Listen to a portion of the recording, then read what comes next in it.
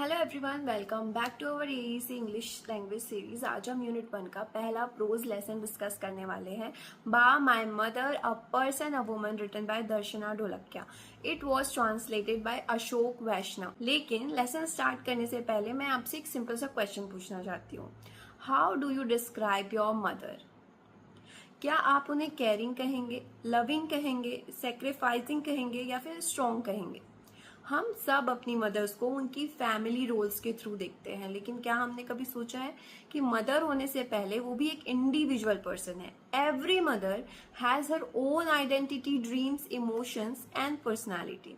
और इसी beautiful idea पर ये पूरा जो ऐसे है वो बेस्ड है। सबसे पहले ऑथर के बारे में बात करते हैं। दर्शना ढोलकिया एक रिनोन्ड राइटर और एकेडमिशियन है। उन्होंने अपनी राइटिंग्स में विमेन सोसाइटी और ह्यूमन रिलेशनशिप्स को बहुत ब्यूटीफुली प्रेजेंट किया है। इस ऐसे में वो अपनी माँ के बारे में लिखती है, लेकिन ये सिर्फ एक डॉटर के पर्सपेक्टिव से नहीं है, ये एक ट्रिब्यूट है टू मदरहुड एंड वुमनहुड। ये ऐसे हमें एक माँ को नए नजरिए से देखना सिखाता है। स्टूडेंट्स, एग्जाम के लिए टाइटल समझना बहुत इंपॉर्टेंट है।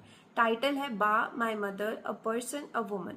यहाँ बा गुजराती लैंग्वेज में मदर के लिए यूज होता है। अब टाइटल को ध्यान से देखिए। ऑथर ने सिर्फ माई मदर नहीं लिखा है, उन्होंने लिखा है माई mother a person a woman. इसका मतलब क्या है?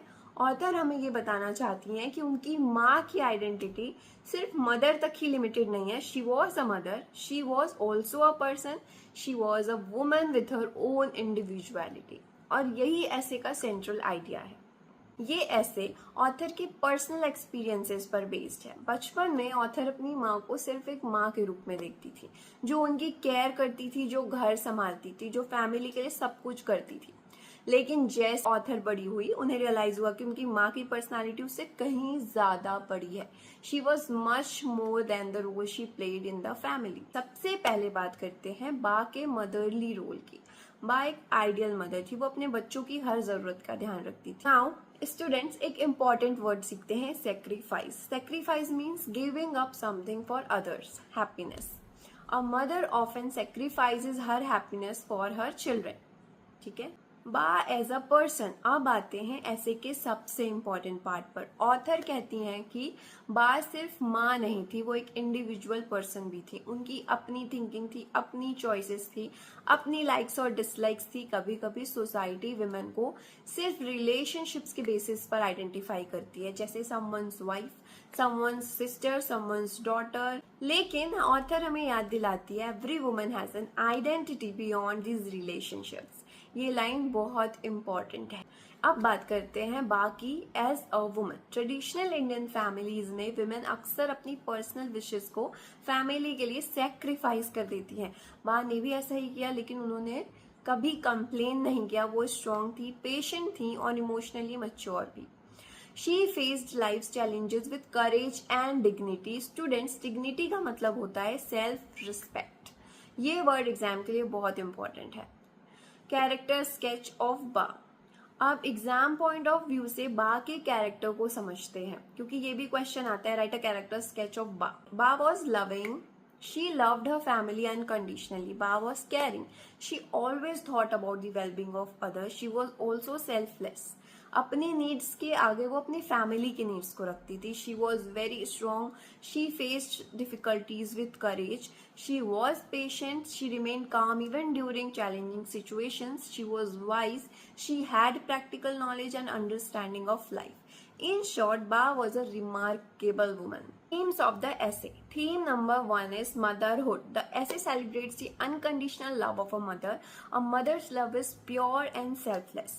Theme 2 is women's identity. ये थीम हमें बताता है कि विमेन को सिर्फ फैमिली रोल्स के बेसिस पर जज नहीं करना चाहिए। Women have their own identity and individuality. Third theme is respect for women. ऐसे रीडर्स को एनकरेज करता है कि वो वुमेन की इंडिविजुअलिटी की रिस्पेक्ट करे, उन्हें सिर्फ someone's wife, someone's sister, someone's mother के रूप में ना देखे.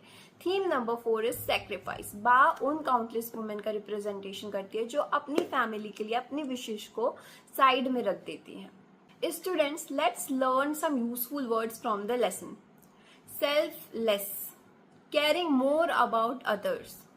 sacrifice, giving up something, individuality, unique identity, dignity, self-respect, compassion, kindness, wisdom, good judgment. Now we will do some speaking practice. Repeat after me. A mother is a symbol of love and sacrifice. Women should be valued for their individuality. These sentences can improve both your vocabulary and speaking skills. Now we will see the important message of the essay. Student, अगर पूरे essay के एक sentence में summarize करना हो तो मैं कहूँगी a mother is not just a role, she is a complete human being. ये लाइन essay का essence है. ऑथर हमें सिखाती है कि हमें अपनी मदर्स को सिर्फ केयर गिवर्स के रूप में नहीं देखना चाहिए, उनकी इंडिविजुअलिटी और आइडेंटिटी को भी इम्पोर्टेंस और अप्रिशिएशन देनी चाहिए. Now some of the exam questions are, you can see on the screen. Who is Ba? Why does the author admire her mother? What qualities of Ba are highlighted in the essay? What is the central theme of the essay? Long questions are: write a character sketch of Ba. Discuss Ba as a mother, a person and a woman. Explain the title of the essay. What message does Darshana Dholakya convey through this essay? So students, Ba, My Mother, a Person, a Woman is not just an essay about a mother. It is a lesson about understanding people beyond their social roles. It teaches us to appreciate mothers not only for what they do but also for who they are.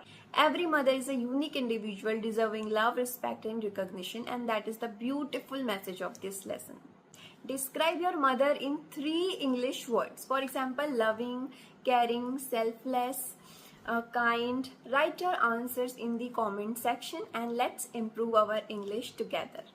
So students, that's all for today's class. I hope आपको ये class अच्छी लगी हो और आपने कुछ new vocabulary और important ideas सीखे हों. अगर आपको ये वीडियो हेल्पफुल लगा हो तो please don't forget to like, share and subscribe to my channel. And next episode में हम डिस्कस करेंगे अनीता देसाई की famous story a devoted son. Until then, keep learning, keep practising English and keep growing. Thank you for watching.